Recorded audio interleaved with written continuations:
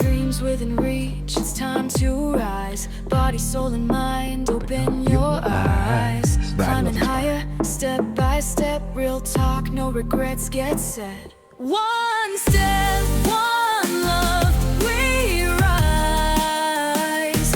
Walk the talk, break free. Get to the truth, your story's the proof. Yes. Yes. I love this part. Set you free, meant to be. Welcome back again. I am your host, Ryan Keys, and this is the Living Proof Podcast with Ryan Keys.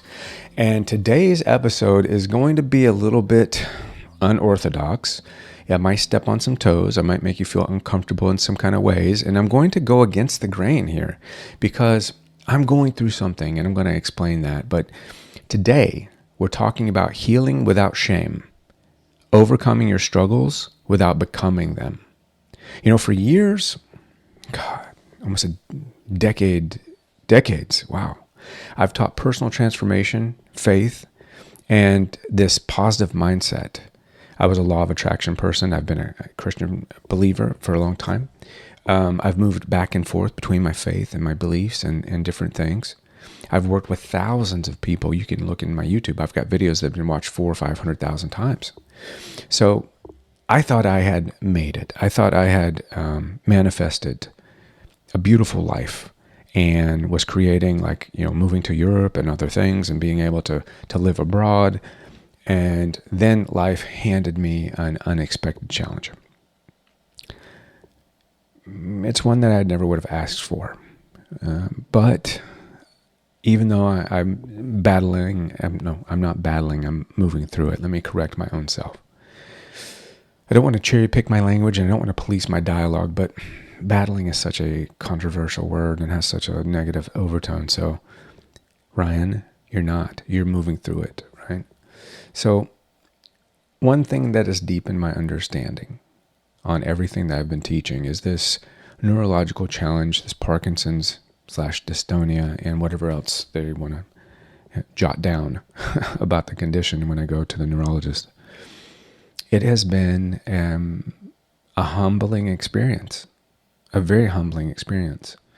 You see, because this time last year, I went from mentally knowing where I was fully, guiding others on their healing journey, to having to embody my own teachings in a whole new way. I would say that nothing tests your beliefs more than when you have to practice what you preach, when you have to put the pedal to the metal and you have to walk the talk. And that's what the Living Proof Podcast really is about. And this episode is really about navigating life's unexpected turns without getting stuck in that blame cycle, that self-blame, or being shamed or shaming yourself, or getting limited by these labels that we ultimately unconsciously identify with. It's about healing as a process, not as a destination. Because I've got news for myself and for you. Number one, you are not your diagnosis. You are not your anxiety. You are not your past. You are not your problem. Well, you may be your problem, but we're moving through it very proactively.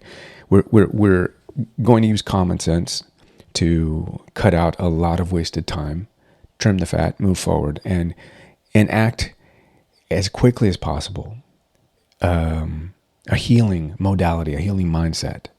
And, you are someone that's moving through an experience like myself.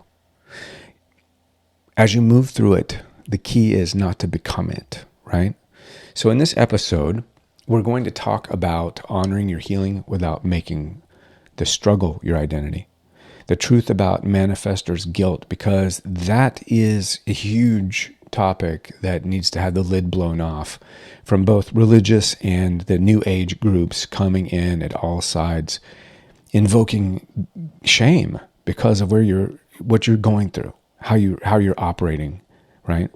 Because are you really creating more of what you focus on if you are addressing the problem? Do you really cancel it? Do you ignore it? Do you sweep it under the rug and keep on going? What do you do? And then we're also going to call out, and we're going to talk about the balance between faith, science, and this mindset of healing. Overall, we're going to release shame. We're going to embrace growth, no matter what stage you're in. And then we're going to talk about some small daily shifts to help move you forward without dripping into toxic positivity too much. So I'd like to put this out there. If you are moving through your own challenge, I invite you to join me in the Living Proof Patreon community for exclusive content. I'm uploading tools. I'm going to put books in there, other things that could be really helpful for you along the way, and also support. We're going to be live in there twice a month, sorry, not 2 times a week. So if this resonates with you, screenshot it, share it, leave a comment, reach out, contact me. Go to my site, ryankeys.com. I haven't renovated it yet for the Living Proof podcast, but it is coming forward. And let's just keep this conversation going in the Patreon community. So becoming living proof starts with my own personal experience, because I thought I was proficient at moving through life, manifesting and creating my realities. I thought that I had mastered not only the law of attraction, but the art of interaction. I thought I had been teaching Hermetic principles and other things. I thought that I was able to manifest everything and anything that I ever could have wanted, and I was on the way. But then again, I got this diagnosis, this issue. It started slipping in mentally. It started slipping in through depression, cognitive issues, tinnitus, other things, cramping, pain, and hard times trying to swallow. It really started around 2020, back during COVID. And then it kind of progressed and really hit me, a little over a year ago. And I've been dealing with this emotionally, mentally, and physically. And I used to say this was a battle, but I don't do that anymore, right? So I say that I'm moving through it. I'm going from teaching healing to experiencing it yet again firsthand. You see, I've witnessed miracles. I've been a miracle. And right now I'm praying for a miracle. But I understand through many processes that without that manifestor's guilt, miracles can show up in different ways. Miracles can be a medical intervention. They can be that, mentally, emotionally, spiritually. A miracle does not necessarily mean that whatever your ailment is going to come back into alignment and you're going to be completely 100% where you were. You'll never be where you were, right? And that's the good thing. Now, navigating this kind of emotional roller coaster of this neurological condition is probably one of the hardest lessons that I've ever had to accept, because indirectly, if I were to allow this to become my identity, it is a death spiral. It takes me to the end of my life and progressively will or would get worse. Sure, I might have some highlights about being able to hop in and out of feeling better, but it would be basically managing a disease until it dissolves me completely. Now that's a darkened way to look at it. And that's talk about a dark night of the soul. That is definitely something that I did not think I was going to be going through. The hardest lesson is accepting help, right? And it's accepting my humanity and accepting being humble in the face of healing. And it's also kind of correcting some of the things that I had taken for granted, and also some of the practices that I didn't realize were easier to preach than to put into play. So, and before we move forward, I want to lighten the load a little bit. So going through this situation, it's a movement, right? Now, I've been searching for about topics of wellness and flexibility. So I asked my yoga instructor if he could teach me to do the splits. And he looked at me crazy and he said, well, how flexible you are. So, and I said, well, I can't make it on Tuesdays or Thursdays, but hey, bum. Get it? I set up the joke. That was the joke. You probably thought I was telling the real story, but that was the joke. I asked my yoga instructor if he could teach me how to do the splits. And he said, how flexible are you? And I said, I can't make it on Tuesdays or Thursdays. He meant, what's your stance like? I'm cracking myself up with these crazy kindergarten jokes. But hey, what do you do?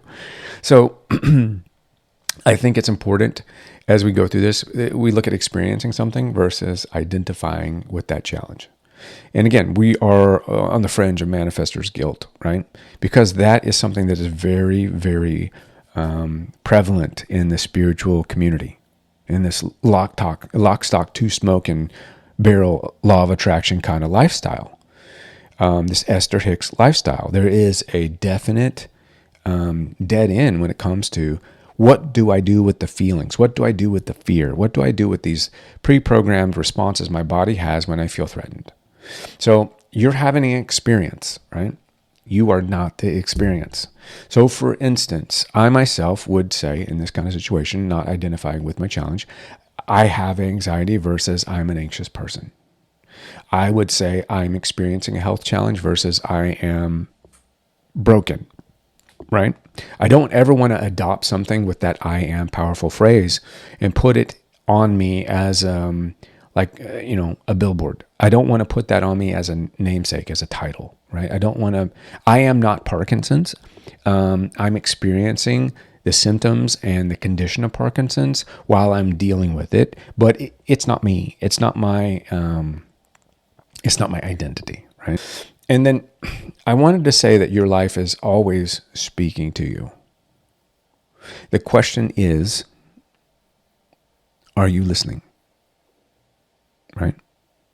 Because healing isn't about removing the discomfort. It's about expanding your capacity to hold joy with the pain. It's about being able to take that sadness, look at it, surround it with love, feel it, and synthesize it back into something beautiful. You're not trying to bury these feelings. You're not trying to push these things away. And this is where shame and guilt and blame really circle the bowl, right? So one of the things that I think is that your perspective shapes your reality, your perception, your perspective. So when you speak about yourself as someone who's healing, adopt that. I'm healing, I'm growing, I'm moving through this. Not somebody who's stuck, right? Even though this is a quote unquote syndrome disease that is progressive, it's not my soul. It's not my entire experience. So your perspective does shape your reality. You are allowed to be both a masterpiece and a work in progress. I think Sophia Bush said that, if I'm not mistaken. But the thing is that this manifestor's guilt, it comes in a variety of ways. It comes in, and a lot of teachings will say, what you focus on, you create. Thoughts create things. You've heard that. It's a real popular phrase. Neville Goddard talks about the wish fulfilled. Joe Dispenza talks about attaching to the final outcome, the last chapter first. Wayne Dyer said that. But does acknowledging pain attract more of it? If I say I'm in pain, I'm experiencing pain. Or for instance, I talked to my therapist, because I do have a therapist for this. And I said, some of my cohorts in the New Age community kind of would make me feel guilty if I associated with people that are going through the same thing, because it would keep that mindset activated and just continue to create that reality. And I said, what do you think about that? And she's a big Louise Hay fan, right? And she said, okay, Ryan, let's look at it like this. If you were able to create reality that strongly, would you have really created this?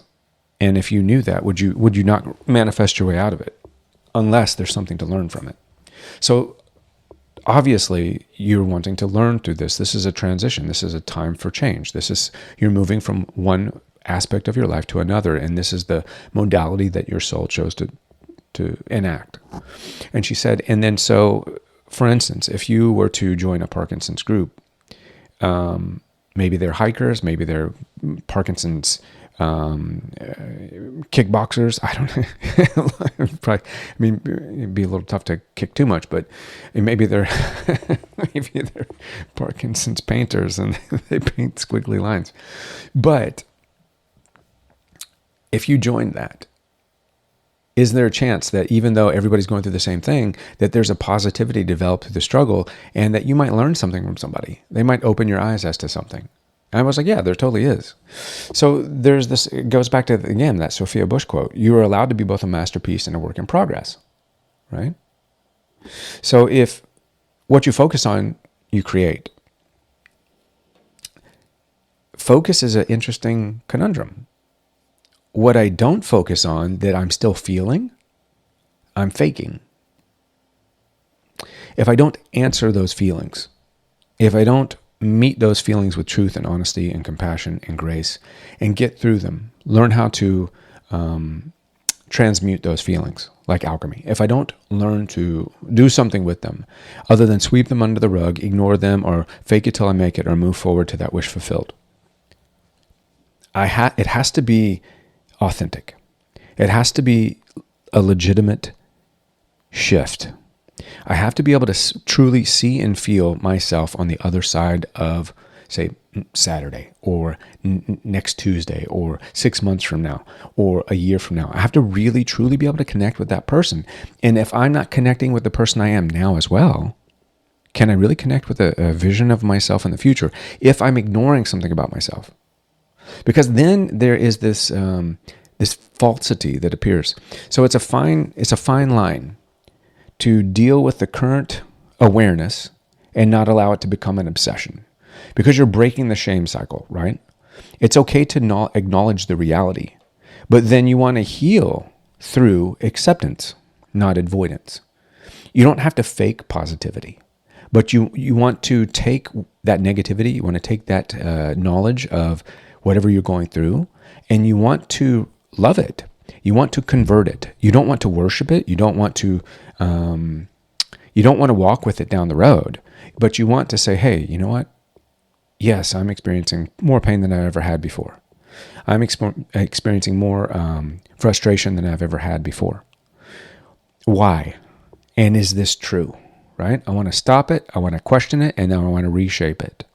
Right? You've all heard of Byron Katie and the work. Begin to stimulate curiosity, arouse curiosity in yourself, because balance is the key, and curiosity is a great lever or leverage to bring balance back to reality. So acknowledge those needs while holding a vision for something better, right? Now I want to hit you with a joke. Why did the Scarecrow become a successful motivational speaker?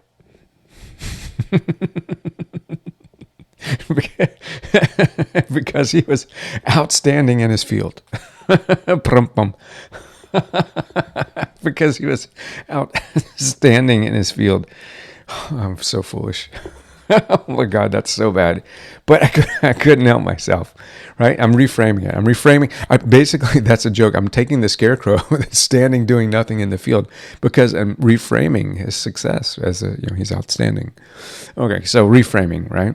So instead of I'm manifesting more pain, say I'm responding to what my body needs.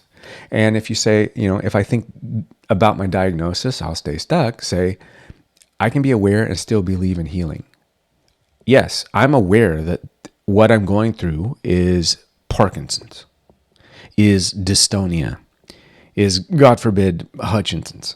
I understand that what I'm going through is going to take a lot of energy, a lot of attention, and most importantly, it's going to give me a chance to practice what I've preached for so long to the highest level,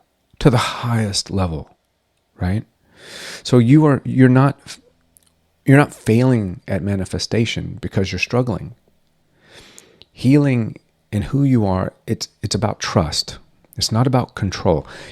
So when you're targeting your future version, when you're tracking yourself down the road,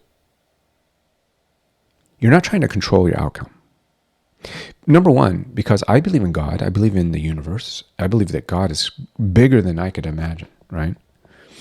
I've died twice, so I can tell you there is something after this, 100%. And if you do the Liebelite, which I love, which I'm using as part of my therapy, I'll leave a link for the Liebelite down below. I know the developer, fantastic group of people, and we're going to start working on something, I think, on how to see if this can help with the cognitive issues, stimulating the brain. Anyway, that's a side note, but that'll be down in the description as well. So if you think about this, Healing is about trust, not control. So if I'm tracking, like Joe Dispenza says, if I'm becoming what I want, if my thoughts create a new reality, I'm connecting to the thought, to the feeling, to the wish fulfilled. I have to trust myself right now. I have to trust in my knowledge. I have to trust in that my abilities, my grounding to get there, first off. And then not everything is in your control. It never has been, even if you're a manifestor. A lot of things come in that are out of your control. So be prepared and actually be receptive for surprises. I could be magically healed. Got a friend that was healed magically. Jesus healed them. So fantastic. That can happen, and I'm open to that. And I'm hoping. I'm not only open, but I'm hoping, right? Open and hoping for that outcome. Because I believe that I can be surprised. God's going to surprise me with some amazing things coming down the pike. Now, this disease, this syndrome, is not something that is so bad that it is going to separate me from my power and understanding of purpose, of soul, and of something much bigger than just this life. It's not going to separate me from that. That is my key. That is the core being. And I'm going to take that and I'm going to connect it to the version of myself that feels healed, that feels like a success, that feels happy, that feels whole, that is maneuvered through this disorder and created something beautiful from it. So, for instance, there's this quote. It says, "Let it be easy, let it be messy, and let it be real," right? And then I want to think that there is this, if you hear anything chewing in the background, that's my dog, Bodhisattva. He is my service dog and service animal. He's chewing his bone, so I apologize. But he's doing his thing. When I'm podcasting, he loves to make noise and do crazy stuff in the background, so it makes for a challenging time. So let's talk about holding the vision and honoring who you are through the course of this so that we don't get stuck in this manifestor's guilt. I'd say the core message of this is you don't have to choose between faith and healing and acknowledging the struggle. You're doing both, right? One of the steps to balance would be to separate your truth from your experience, knowing that most things are circumstance. They're circumstantial. They are like pain will come and go. Muscle ache will come and go. Frustration will come and go. Rich and poor will come and go. Anger and sadness will come and go. So a lot of these things that you're experiencing, be able to learn what is, I mean, if you have a missing leg, that's truth. That's not going to come and go, right? But you can get a leg from a medical situation where they give you like a proxy body part, right? You get a prosthetic and that changes it, right? So that's no longer your circumstance. Now you have a prosthetic that gives you that tool. So separate your truth from your experience. And then I want you to feel it and then redirect it. And essentially you're acknowledging your pain, your problem. You're acknowledging the heartbreak. And then you're moving through it in small actions. It's not about jumping off the roof. It's small actions, right? Even saying, you know, I love myself no matter what's going on. Reaching out for help, right? Coming into the Patreon group on the live and asking for help, talking about your issues, not kvetching, but communicating and seeking a place for consolation through coming together in cooperation. And then speak as if you were becoming, not just waiting, right? So we want to shift our language. So we want to separate truth from our experience. We want to feel it. Then we want to redirect it. And then we want to speak as if you're becoming, not just waiting for it. You're not waiting to get better. You're not waiting for your healing. You're not waiting for a miracle, right? The biggest part about a miracle is you're not waiting for a miracle, because the miracle is that you are moving towards it. Always. You're a miracle moving towards more miracles. And you recognize that through gratitude, and you graft that gratitude into your daily grid, right? So you can accept your reality without surrendering to it. That's a big, big, big one, right? Even Rumi said, live as though the world is rigged in your favor, right? And speaking of that, here's another joke to crack up the code, right?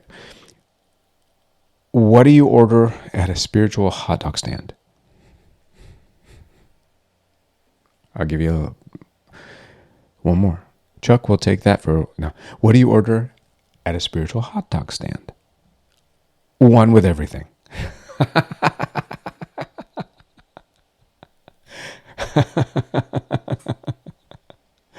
See, there you go. So now that we're one with everything, and we're talking about small aligned actions, basically healing emotion, and knowing that healing happens one small shift at a time. Again, in the course of that shifting, right, we talked about like separate your truth, feel it, and then redirect it, and then speak as if. So one of the things you can do to shift that energy in that redirection is to move your body. 5 minutes a day helps to clear stagnant energy. Have you ever had, when you were a kid and you used to make chocolate milk? Maybe you didn't. Maybe you do. Maybe I don't know. Maybe you made chocolate soy milk. I don't know. Cacao, soy milk, whatever your flavor. But when I was a kid, I used to use Nestle Quick, total poison in a bottle. But I would put it in the milk and I would stir it with my spoon. And it'd get all chocolatey, and then I'd drink it for a little bit, and then all the chocolate would start to settle at the bottom, and then I'd drink it, and the milk would taste like watered down chocolate. And then I would like stir it again and be all better. So that 5 minute stretch, or that 5 minute walk, that 5 minute mental stretch even helps to clear stagnant energy. So that's one of the 3 small steps in shifting your energy, shifting that redirection. The other is practice future gratitude. Now, gratitude, like Wayne Dyer said, thank you, is so important. But practicing future gratitude, do you do that? I didn't. And I've been doing this for so long, I can hardly I'm like, wait, what? Why wasn't I doing that? Practicing future gratitude. Thank you for my restored health. That's one of the prime ways to connect to that reality with real, earnest, honest feelings and love. And you bring that and draw that future back to yourself. Talk about wish fulfilled, right? And then visualize your healed self. Spend at least 2 minutes a day feeling fully empowered. Now, it doesn't mean that your leg grows back miraculously. It doesn't mean that the person that broke your heart comes back in with a bouquet of flowers. It doesn't mean that horrible boss that fired you calls you back and says, I need you. It doesn't mean that I stop shaking and breaking. But what it does mean is that I'm envisioning myself fully empowered, fully functional, fully aware, full, whole, happy with who I became, happy with where I'm at. And running, walking, enjoying life, doing something that has value, deep value across mind, body, and soul. So basically, healing is a daily choice. And those small steps that I just gave you, those 3, they add up. And what do they do? It's like William James said, act as if what you do makes a difference. It does. So these little 3 steps to redirect in the course of that connecting to the future self, and avoiding that manifestor's guilt is like what William James said. Act as if what you do makes a difference, because it does. Now, do we want one more joke? Yes, we want more. Let's one more joke. One more joke. Come on, Ryan. Ryan, could you tell us one more joke? Yes, I can. I can definitely tell you one more joke. I went to a spiritual healer last night. He was so bad, even the guy in the wheelchair got up and walked out.